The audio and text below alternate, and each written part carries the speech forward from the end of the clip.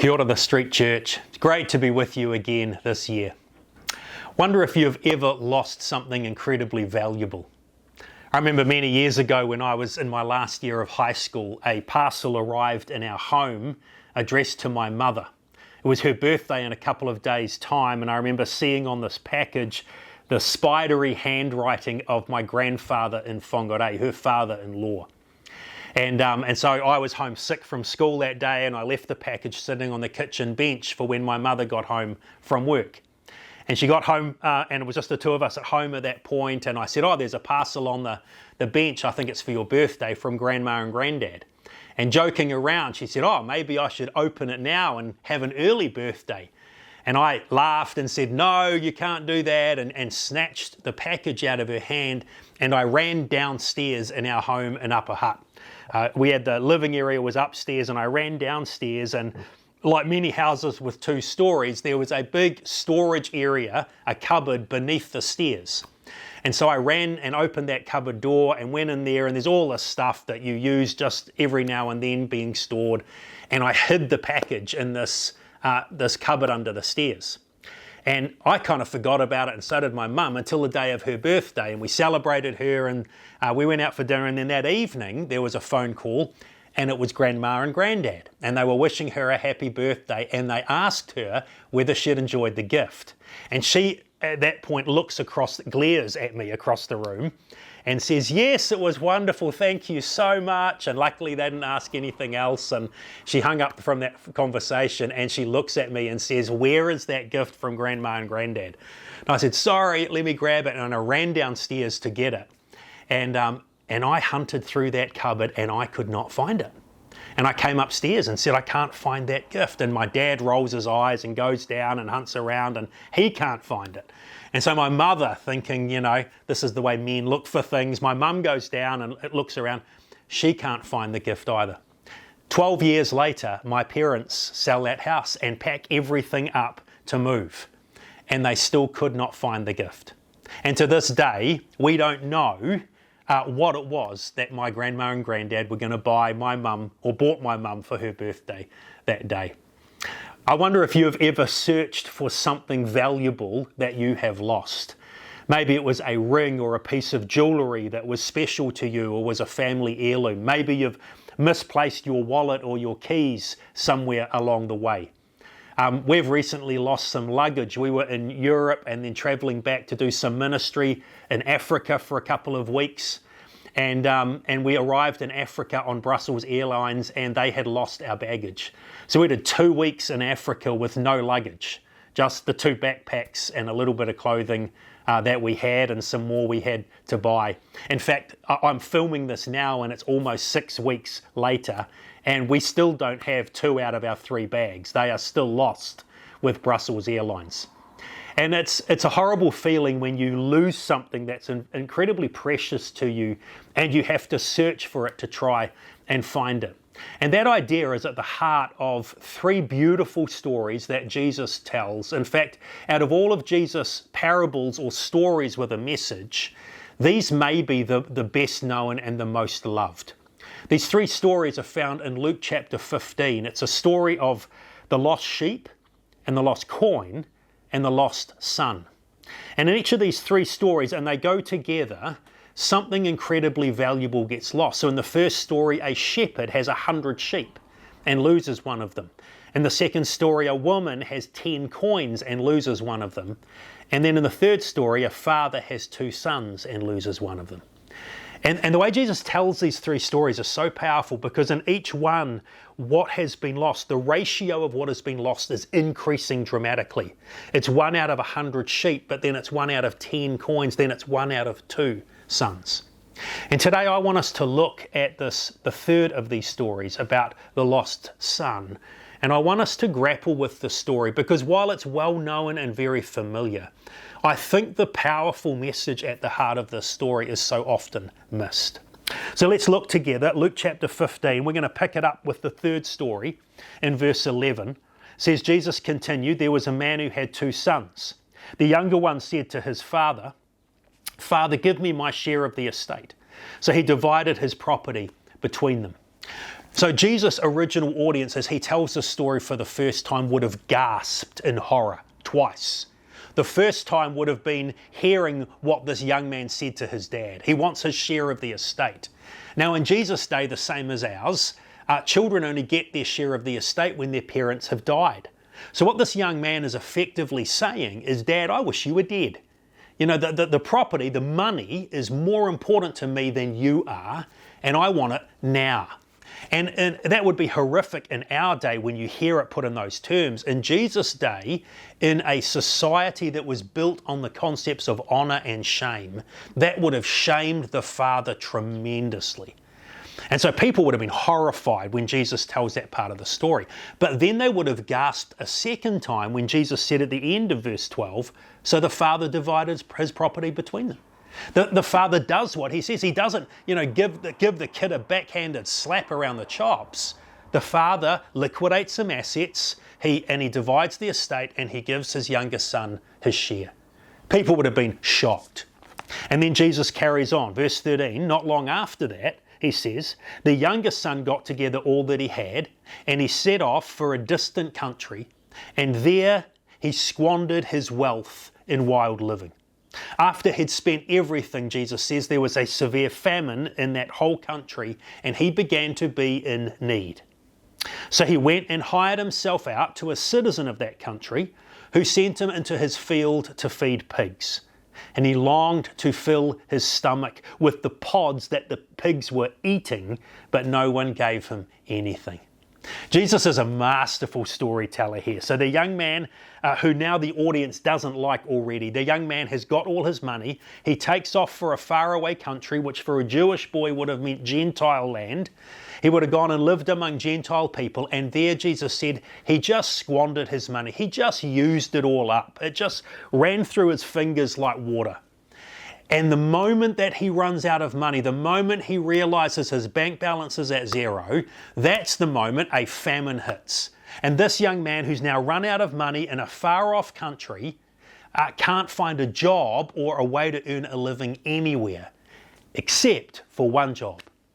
He hires himself out to look after pigs. Now, for a good Jewish boy, this is the worst possible job he could get. Pigs were considered absolutely unclean animals. Good Jewish people never went near bacon or ham. They would never even touch a pig. And now this good Jewish boy in a far-off Gentile country is actually looking after herding pigs for his job.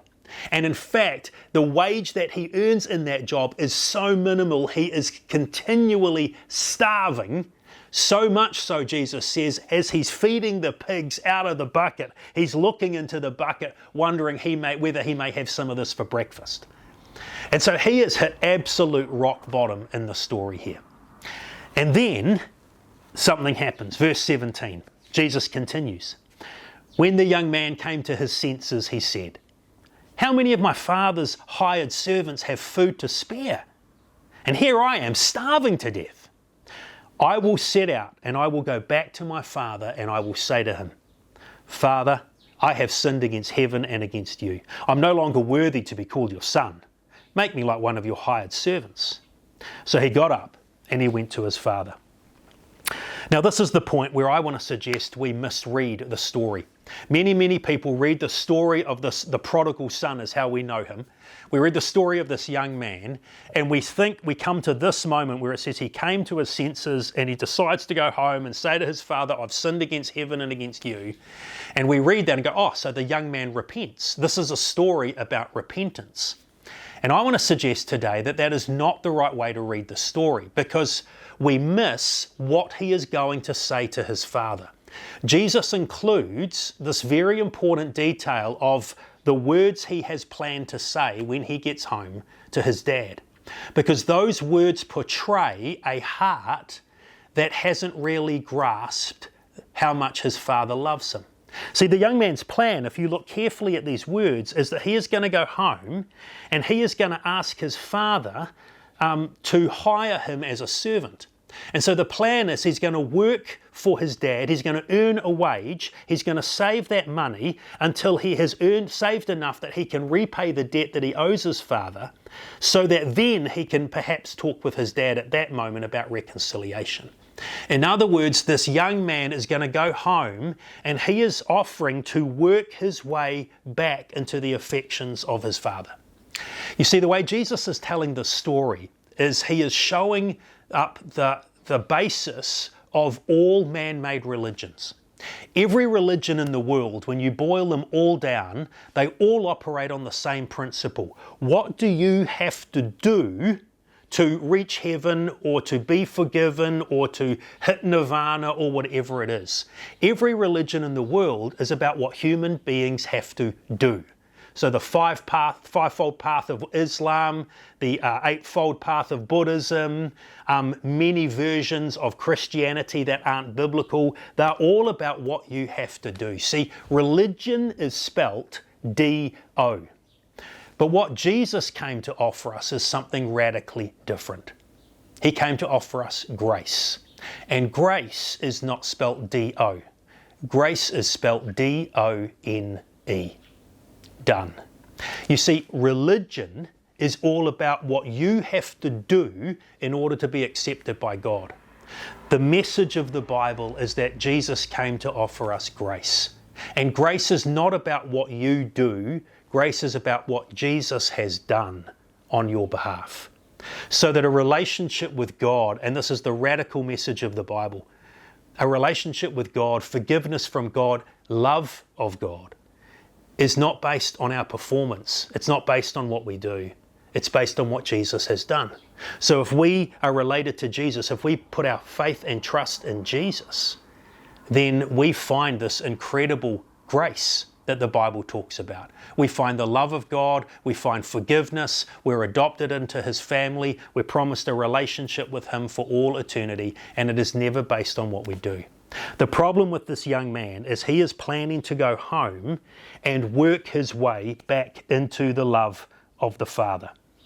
And the problem is he hasn't considered a whole bunch of things. He hasn't considered the magnitude of the enormous debt he actually owes his father. He hasn't considered whether or not his father will even welcome him home. And he hasn't considered the reaction of the village that this family is part of, which I'll come back to in a minute. But when we read this story as a story of repentance, we misunderstand it. You see, this is one of three stories, remember. And in the first story, the sheep does not come wandering home. The shepherd finds the sheep. In the second story, the coin that was lost doesn't come rolling out from a crack in the wall. The woman has to hunt until she finds the coin. And in this third story, the third story is not about the son coming home. The third story is about a father who is searching for him and finds him. And that's what happens in the next verse. He has got up to go home with his prepared speech. Middle of verse 20 we read this. While he was still a long way off, his father saw him. And he was filled with compassion for him. And he ran to his son. And he threw his arms around him. And he kissed him. Notice, while he is still a long way off, Jesus says the Father saw him. See, what was happening every day in the background of the story, every day the Father was standing up on the highest point of their land, looking in all directions, every point of the compass, to see if he could see his boy coming home. The father was looking for his son, but he couldn't leave the family farm, because if he went north, what if the son had gone south? If he headed west, what if the boy had gone east? And so the father couldn't go and search for his son, so he stays in the land, but he is looking every day, gazing out to the horizon in every direction, looking for his boy. And when he sees his son, and Jesus now piles the verbs up in verse 20, he saw and he was filled with compassion, and he ran and he embraced and he kissed. It's this beautiful moment. Now, what's going on here is incredibly important. Dr. Kenneth Bailey is a New Testament professor who's now passed away, but for 40 to 50 years, he taught the New Testament in the Arab world. And he says that in the Arab world, even today, they still practice in some villages something that was very common in Jesus' day. It's a ceremony called a kitsetsa. And when a young man or woman has disgraced their family and humiliated their parents and gone far away, if they ever try to come back, the village will act to protect the family from being hurt again. And so if they see a prodigal child coming down the road towards the village, towards the family home, what happens in the kitsetsa is the entire village will go out and they will form a barricade across the road. And they will prevent the prodigal child getting anywhere near their family. And one of the elders would have gathered a broken old pot or a jar or something like that, and they would heap into that rubbish and rotten food and anything else they can find that's just garbage. And the elder will stand in the middle of this human barricade as this prodigal tries to come home. And the elder will throw this pot or this jar onto the ground so that it breaks, and all of this garbage, this rubbish, just shatters across the road. And they will say, that is what you are to us. You are rubbish. You are garbage. You are kitsetsa. And they will forbid the prodigal to ever get home. See, this is the background to this ancient story that Jesus tells. In this story, if that young man was coming home, he knew that he may well have to face the village before he faced his father. He knew that it's possible that the kitsetsa could be enacted against him. And the father also knew that, which is why the father, day after day after day, was standing on a mounded hill, looking out to see if he could see his son coming home. And the day he saw him, the father is filled with compassion, and the father does what no Middle Eastern patriarch would ever do. He lifts up his robe and he runs. And he runs to his son and he embraces him and he kisses him before the kitsetsa ceremony can be enacted by the village. Because if the father has accepted the son home despite the humiliation, the village now has to accept him also. You see, friends, this is not a story about a young man repenting. This is a story about a gracious father who has been looking day after day for his son. You see, in Jesus' day, this was a radical concept, that this was what God was like. The rabbis, the religious leaders, the Pharisees were happy to concede that if a sinner repented and turned their life around, then God would be forgiving.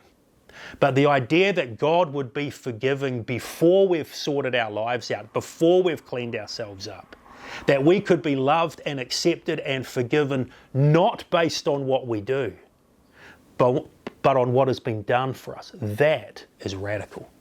See, Jesus came and he shares these three stories as a beautiful message of grace. You see, the God of grace, friends, this is the key idea we need to grasp. The God of grace goes looking for the lost. He doesn't wait for us to clean our lives up. He doesn't wait for us to sort ourselves up and repent and prove ourselves. And okay, now I'll forgive you. Now I'll accept you. Now I'll love you. But only if you stay on the straight and narrow. No, the God of grace, friends, goes looking for the lost.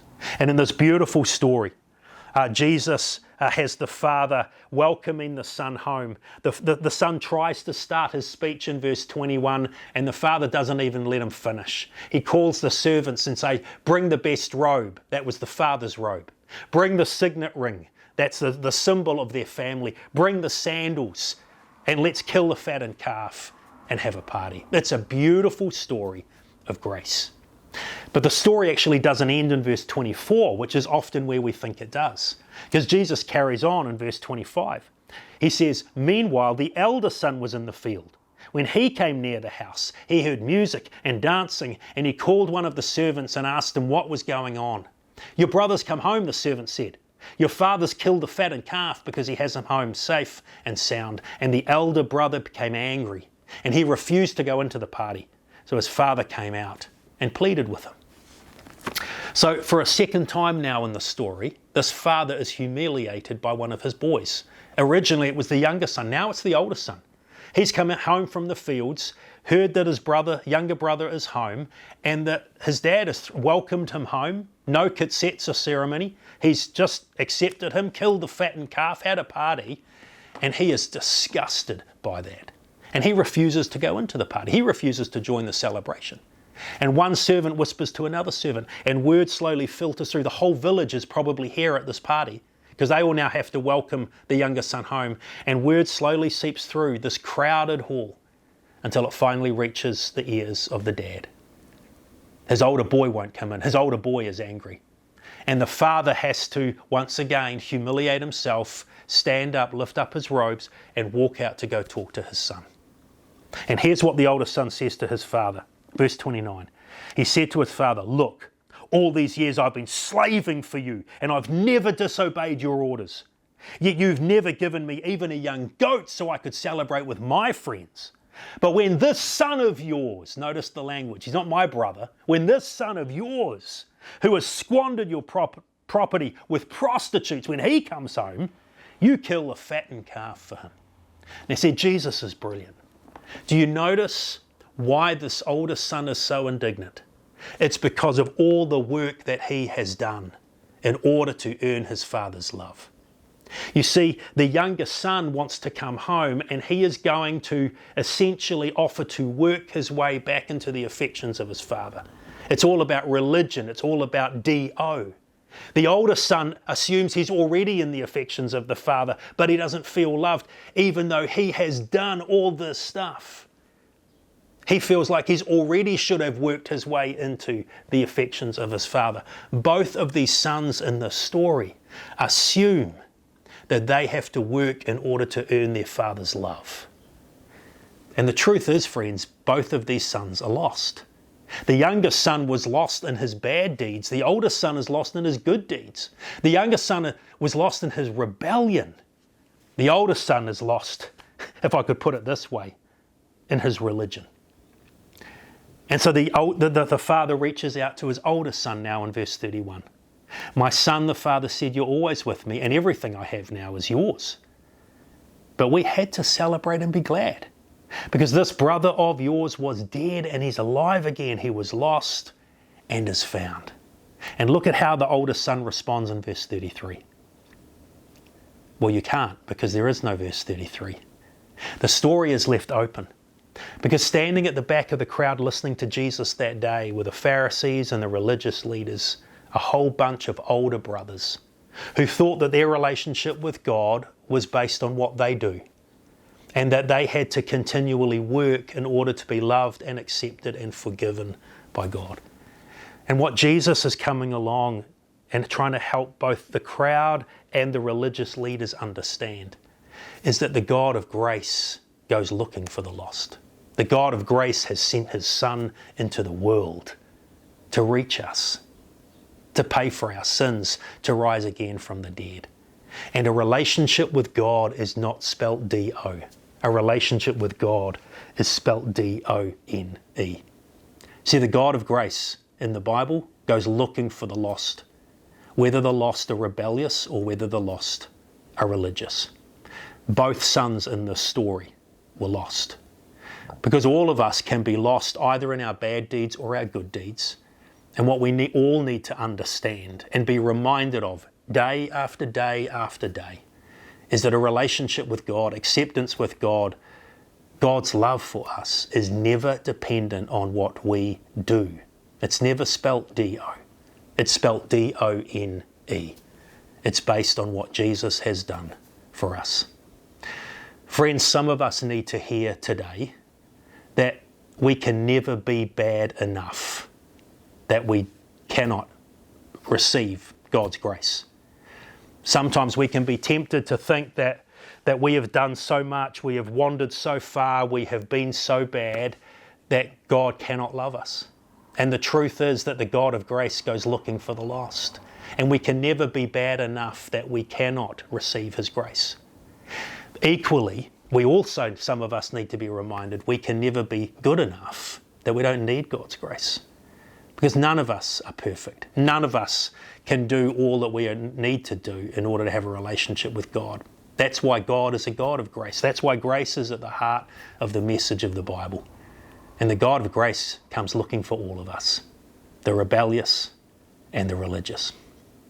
I remember some years ago I was teaching this story in a little house church gathering in Hastings in the Hawke's Bay. It was a little church fellowship we'd helped to start up with some friends of ours, and I shared this exact message about the lost sons.